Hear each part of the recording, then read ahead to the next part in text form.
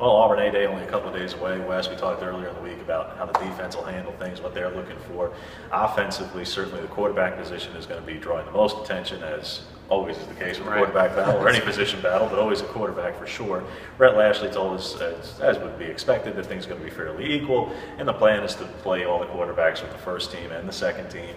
And his plan at the moment, as he had said, was to basically give each guy maybe 2 series with one team, rotate it, the next guy in for 2 series, and then have a rotating kind of deal of 3 guys with both units. So that more or less to be expected, I think, with the competition. Tyler Queen's going to be sitting that out. Tyler Queen will be out due to the shoulder injury that he suffered during the scrimmage last Saturday. Now, running back, though, a little bit of a different story.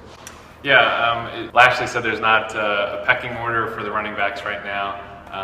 As far as we can tell, it's still pretty tight from with Javon Robinson and Rock Thomas. We talked to them recently, and they've been supportive of each other throughout the whole thing.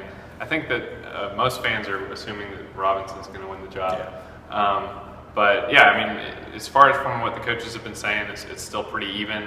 Lashley said that all of the quarterbacks are going to be played equal, and I don't think that he, in his mind, just from talking to him tonight and kind of what Auburn's done in the past with their running backs and when they name that starter, it doesn't sound like this is going to be decided anytime soon. No, he mentioned, and he mentioned that until you actually see these guys in a game, until we play Clemson in that first week's game, they're really not going to know who can handle the job, who can be that 20-25 carry guy, and they've got some newcomers that they're kind of bringing into the fold with. The H-backs, Cameron Petway and Chandler Cox, have been getting some time at running back. A wide receiver that also came up. Still not much of a pecking order there either. No. Obviously, other than Marcus Davis is clearly the leader. After that, he did cite that Ryan Davis has been said by numerous players and coaches lately that he's had a better spring, and Darius Slayton's had a better spring. But we haven't seen in a game really much of anything yet from any of these guys. Obviously, Ryan Davis had the one play against A&M, and not on a trick play, but short of that, we haven't seen very much, and Darius Slayton obviously redshirted, so we'll see, but not very many healthy wide receivers either for A-Day, so we'll see a lot of them. We'll see if somebody manages to shine out there, like, frankly, I mean, A-Day MVP at wide receiver can be a positive or a negative depending on how things go, because Myron Burton had a huge A-Day and obviously left the program very shortly thereafter. But beyond that, offensive line, much of the same names that you would expect. They're still exploring with Austin Golson at tackle, Xavier Dampier at center.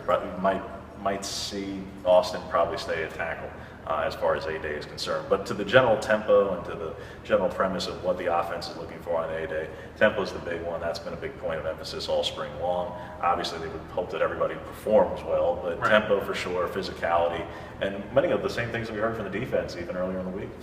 Yeah, I mean, obviously they're wanting high effort out there, and we, as we said before, I think a lot of those younger guys and newcomers are going to be eager to show what they can do, but I think there's a lot of questions about this offense going into the season, and hopefully we'll get some answers on Saturday.